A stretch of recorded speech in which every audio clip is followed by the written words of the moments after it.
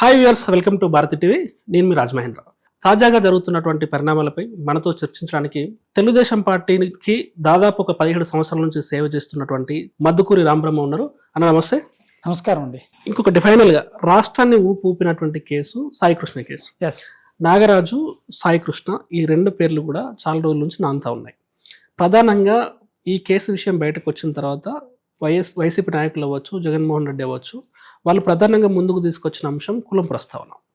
కాపు సామాజిక వర్గానికి అన్యాయం జరుగుతుంది, ఈ కూటమి ప్రభుత్వంలో కాపు సామాజిక వర్గం మీద దాడులు జరుగుతున్నాయి అనే ఉద్దేశంతో కూడా వాళ్ళు బయటకు వచ్చి వైఎస్ జగన్మోహన్ రెడ్డితో సహా వైసీపీ నాయకులందరూ బయటకు వచ్చి క్లియర్గా మాట్లాడడం జరిగింది.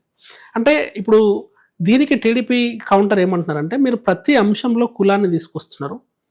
దీనిపై పవన్ కళ్యాణ్ కూడా స్పందించారు. క్రిమినల్స్కు కులం ఉండదు, క్రిమినల్స్కు కులం ఆపాదించొద్దు అని చెప్పేసి అని. ఈ అంశాన్ని మీరు ఏ విధంగా చూస్తారు, ఎట్లా విశ్లేషిస్తారు? అంటే మీకు ఒకటి ఇక్కడ ఏం జరుగుతుందంటే, జగన్మోహన్ రెడ్డి వైసీపీ పార్టీ అసత్యాలు అబద్ధాలతో పుట్టిన పార్టీ. ఆ పార్టీ నిత్యం కూడాను అబద్ధాలని అసత్యాలని ఉంది కదా. మనసులో అయినటువంటి మనస్సాక్షి అంటే అంటారు కదా, మనస్సాక్షి అంటాం మనం. అంటే మన అంతరాత్మతో ఉండేది. దానికి అది ఏమి లేదంటే, వాళ్ళ అబద్ధాలు అసత్యాలతోనే ఇంకా ఇవన్నీ కూడా విష ప్రచారాలని ఒక దీన్ని ఏమంటారంటే, మంచి చాలా తొందరగా అంటే చాలా నిదానంగా ఎక్కింది, చెడు వెంటనే స్ప్రెడ్ అయిపోతుంది. సో అలాగే వీళ్ళు ఒక ప్రిన్సిపల్ని ఎంచుకున్నారు. చెడు అయితే తొందరగానే స్ప్రెడ్ చేయొచ్చు, మంచిని చాలా లేటుగా తెలుసుకుంటారు ప్రజలు అనేది.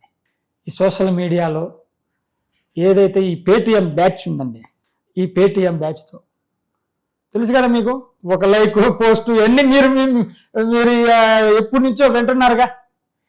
దేశంలో ఈ ప్రపంచంలో ఎక్కడన్నా ఏ పార్టీ కన్నా ఆ పేరు వచ్చిందా? మన దేశంలో దాదాపు ఎన్ని రాజకీయ పార్టీలు ఉన్నాయి? వందల్లో ఉన్నాయి. వందల పార్టీల్లో ఈ రోజున చివరికి నేను ఒక చిన్న ఉదాహరణ చెప్తున్నా. ఒక ఆన్లైన్లో ఒక అతను పార్టీ పెడితే, కాక్రోచ్ పార్టీ అనేసి, దాదాపు 20 మిలియన్స్ ఫాలోవర్స్ వచ్చారు. ఇది విత్ ఇన్ స్పాన్ ఆఫ్ 24 అవర్స్లో. అంటే ఎంత స్పీడ్గా ప్రజలు ఈ యొక్క సోషల్ మీడియాని ఆదరిస్తారనే దానికి ఉదాహరణ. ఈ జగన్మోహన్ రెడ్డి ఏం చేస్తాడు?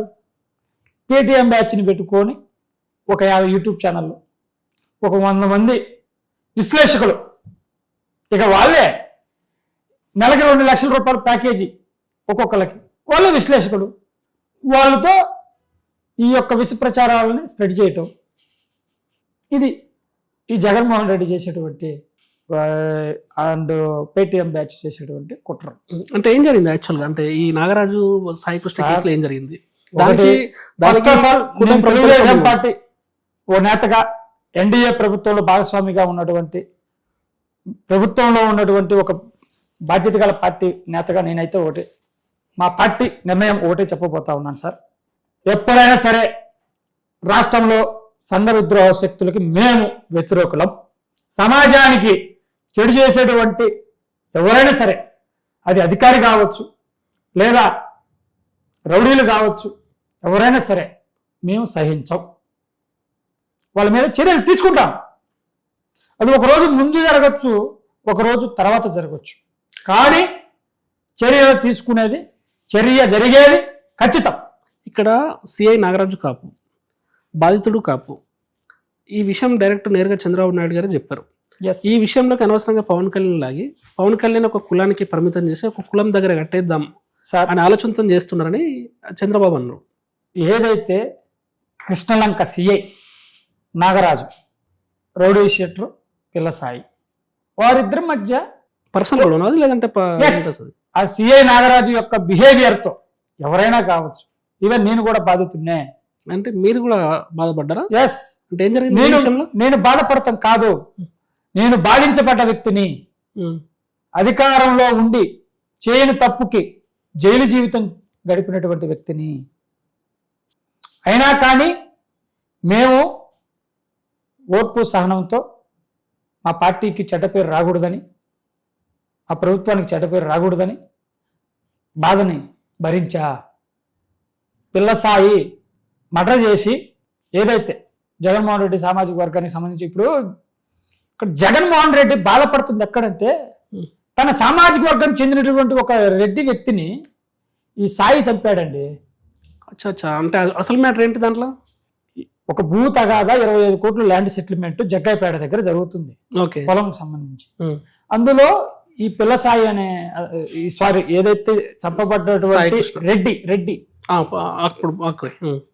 రెడ్డి సామాజిక వర్గం చెందినటువంటి వ్యక్తి ఎవరి చేతిలో హత్యకు గురయ్యాడు? పిల్లసాయి చేతిలోనే.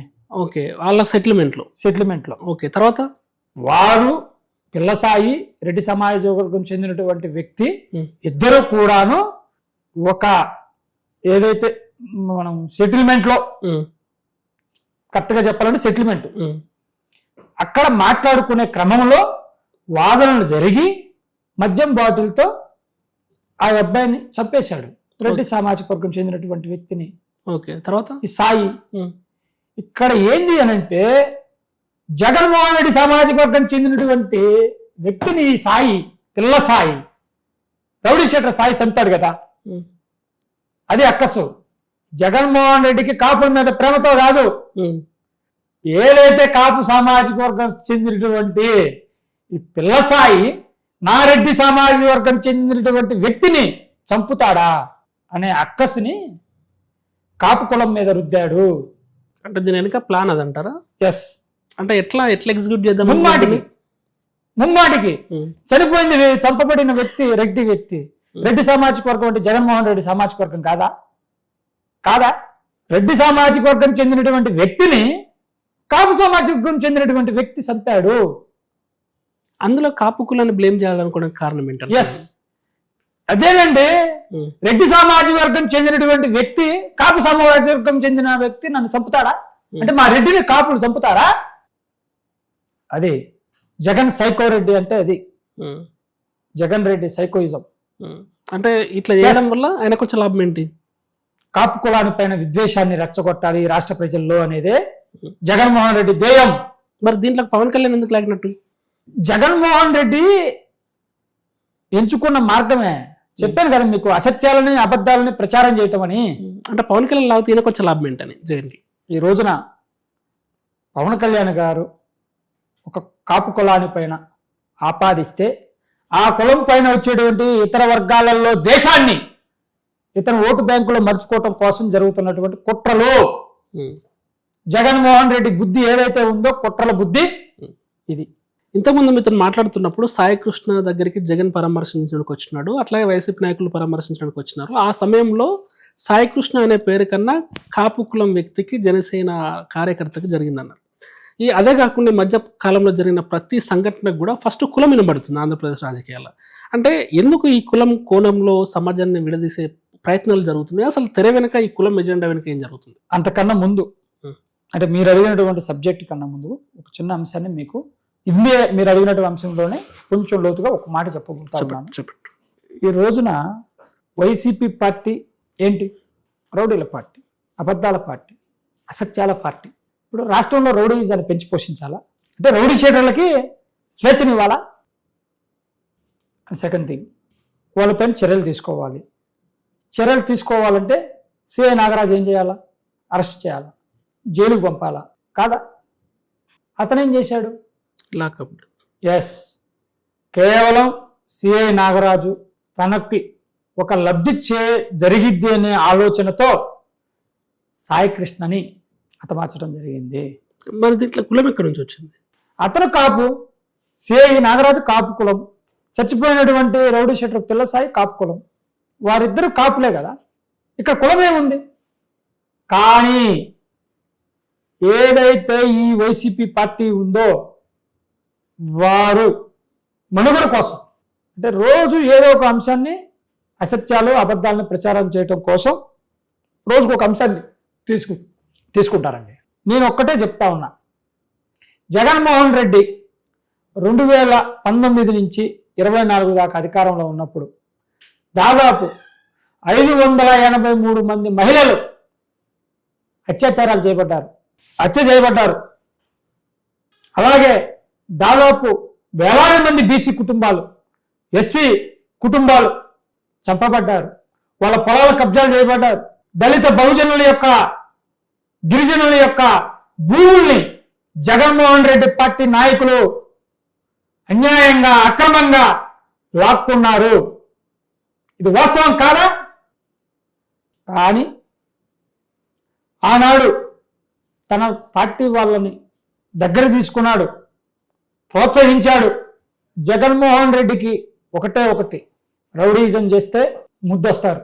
జగన్మోహన్ రెడ్డికి అబద్ధాలని చెప్పేవాళ్ళు వస్తే హక్కును చేర్చుకుంటాడు. ఇది జగన్మోహన్ రెడ్డి యొక్క సైకాలజీ. దీనికి తగ్గట్టుగానే ఆ పార్టీలో నాయకులు తయారయ్యారు. వాళ్ళ చర్యలు అలాగే ఉంటాయి. కానీ రాష్ట్రంలో ఏ సంఘటన జరిగినా సరే పార్టీలకు సంబంధం ఉండదండి. వైసీపీ పార్టీ వాళ్ళు చనిపోతే కూడా తెలుగుదేశం పార్టీ అంటారు.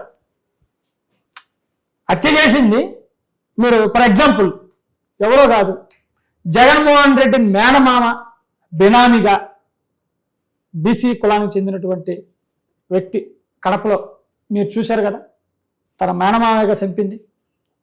మరి ఒక బీసీ సామాజిక వర్గం చెందినటువంటి వ్యక్తిని, వాళ్ళ పార్టీ వ్యక్తినే వాళ్ళ మేనమామే మర్డర్ చేశాడు. ఏమైంది? మరి బీసీల మీద దాడి చేసినట్టే కదా జగన్మోహన్ రెడ్డి. తన మేనమామని శిక్షించాడా? పార్టీ నుంచి సస్పెండ్ చేశాడా? తన కుటుంబానికి వచ్చేసరికేనేమో ప్రేమ, రాష్ట్రంలో ప్రజలపైన జరిగితేనేమో విద్వేషం. ఇదా జగన్మోహన్ రెడ్డి సంస్కృతి? ఇదా? ప్రతి అంశాన్ని కూడాను జగన్మోహన్ రెడ్డి కులాలు, ప్రాంతాల మధ్య విద్వేషాలు రెచ్చగొట్టి రాజకీయ లబ్ధి పొందడమే అతని యొక్క ధ్యేయం, ప్రథమ ఉద్దేశం. మరోవైపు డిఎస్సిలో ఈ రాష్ట్రంలోనే వైసీపీ పార్టీ వాళ్ళు చేసుకున్నటువంటి గొడవల్లో లేదా వైసీపీ పార్టీకి చెందినటువంటి కార్యకర్తలు, అభిమానులు జరిగినటువంటి ఏదైతే గొడవల కారణాల్లో చనిపోయిన వారికి కూడాను పార్టీ ఆపాదిస్తుంది. ఎంత దుర్మార్గం! నీ పార్టీ కార్యకర్తలు చచ్చిపోతే తెలుగుదేశం పార్టీ చంపబడ్డదా అని అంటారా? ఎంత దుర్మార్గం! అంటే రాష్ట్రంలో వైఎస్ఆర్సీపీ పార్టీ కార్యకర్తలు ప్రేమించుకుంటారా?